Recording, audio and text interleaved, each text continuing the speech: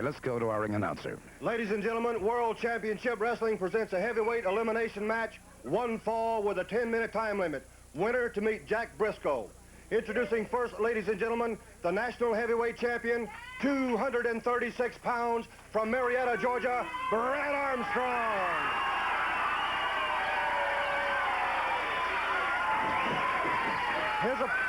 His opponent, ladies and gentlemen, at 235 pounds, from Morristown, Tennessee, Tim Horner.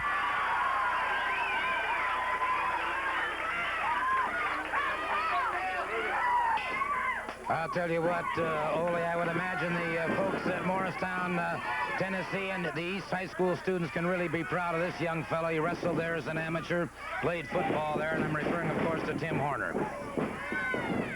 Good duck under, go behind by Horner. A standing reverse and another standing reverse. High waist lift takedown by Horner. You know, I'm looking at this match, and so far, with the vitality these two men have, they may well wrestle to a draw, and that means if they do, Jack Brisco would go on by default. I'd have to look at it. I never even gave a thought to what could happen in the case of a draw. But certainly with two great wrestlers like we've got here, I should imagine the allotted time will enable one of them to come out with a victory. And certainly we're looking at two outstanding young men in the professional wrestling today. No question about it. Brad Armstrong, the national heavyweight champion. Tim Horner, the man who holds that amazing victory over the Hawk of the Road Warriors. And it is a double tough combination here, but Horner now overhooking and keeping Brad Armstrong in trouble. Armstrong comes out of a very nice full-on dragon twist. Good series of chain moves here, and a quick takedown on Horner brings him back to the canvas. You know, just a couple of weeks ago, we watched Brad Armstrong in action against a young man by the name of Rocky Jones. And a lot of people have asked about Rocky Jones, and I think it's certainly the time to say that I think we should give Rocky Jones another opportunity to wrestle here on television, and certainly maybe even get him a chance to wrestle Brad Armstrong, the national heavyweight champion. Well, he was an outstanding athlete, no question about it. I was very impressed with drop toe hold and a good roll-up by on the part of Tim Horner, and he has Brad Armstrong back to the canvas once again. This has been a very even match thus far. Well, it sure has. They're both jockeying for position. And, of course, the thing that we want to look for as far as Tim Horner is concerned is setting his man up for that roll-up. It's a hold that's been used by a lot of great wrestlers, as we mentioned before, including former world champion Pat O'Connor and many others. But if Tim gets in a position to use that roll-up, we may see the end of the match right there. Good B&E. Good spin under takedown by Brad Armstrong. Has Horner feeling the sting of that canvas to his back. Horner now turning away from it. Remember now, the winner of this match goes on to meet Jack Brisco. And, of course, the winner of that match then goes on to meet the NWA World Heavyweight Champion Ric Flair. And don't forget that all-important title match will be held in Baltimore. There with the winning city in the bid. Good fireman carry into a head scissors now by Horner. Horner, the referee is Nick Patrick. Patrick back in full action now again. Armstrong comes out of the head scissors, and Horner very quickly gets a hip lock takedown. Referee Nick Patrick down there checking those shoulders. Well, Horner's managed to maintain a little bit of control, but as soon as he seems to be on top, Brad comes back, and when Brad gets on top, Horner seems to be able to come out. You said it earlier, two very evenly matched opponents.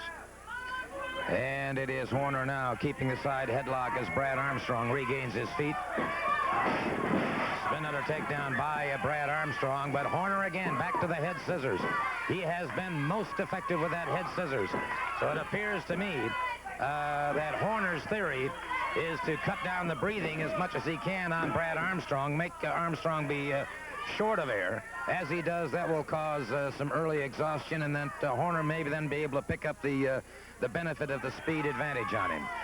And, of course, that in turn would allow him to set up for that roll-up. But Brad Armstrong is a multi-talented competitor, and I'm sure he's got some of his own thoughts in mind. Perhaps now he'll go after the legs of Tim Horner. Well, Gordon, while we're watching this exciting match, I want to let the people know that we're also going to be seeing Sweet Brown Sugar and King Kong Bundy and Ron Garvin in a tag match. And we're seeing, of course, Paul Ellering's favorite team, the Road Warriors.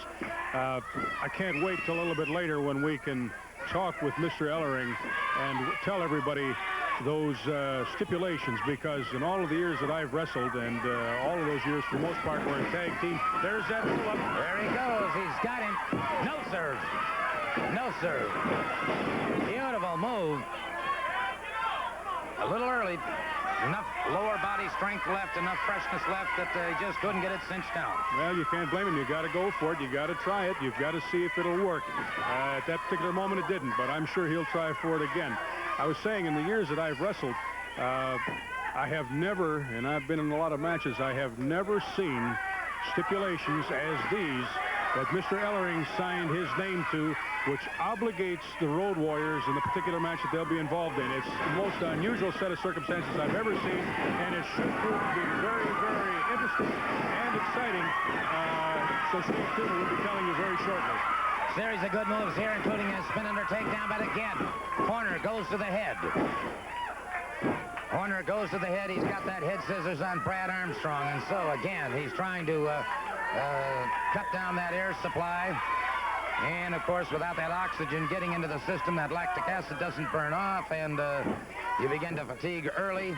It also can cause the mental functions to slow down.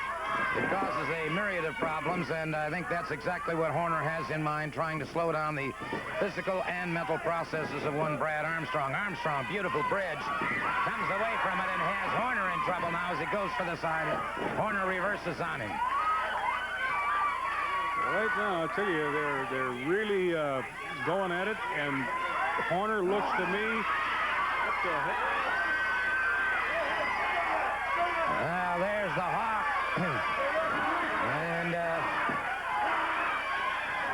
I don't know about Mr. Hawk, but I know this. Any kind of movement in that ring is going to cause lots of problems, and I'm sure he's aware of it. Backbreaker by Brad Armstrong, and it is Horner back on his feet. Brad Armstrong. And Horner goes for the rolling reverse. And the Hawk moves in. Ooh! Brother. Tim Horner catches the Hawk, but the Hawk caught Brad Armstrong. And the Hawk has gone berserk out there. Brad Armstrong in trouble. And the Hawk has just completely gone mad. Both referees now. But it was the Hawk who caught Brad Armstrong. Paul Ellering in there trying to reason with the Hawk now.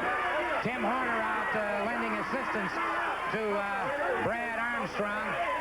And Ole Anderson has gone over there to check on that situation. Brad Armstrong has, well, that neck was fully extended. And he caught it by the Hawk. And now the Hawk being ordered from the ring. And, well, we've got a situation here. The match has obviously come to a stop. The match has come to a close. And, well, I'm going to get a ruling from the referee. Let me get a ruling from the referee. And I'll talk to him in just a couple of moments. I'll talk to the referee in just a couple of moments. Right now, though.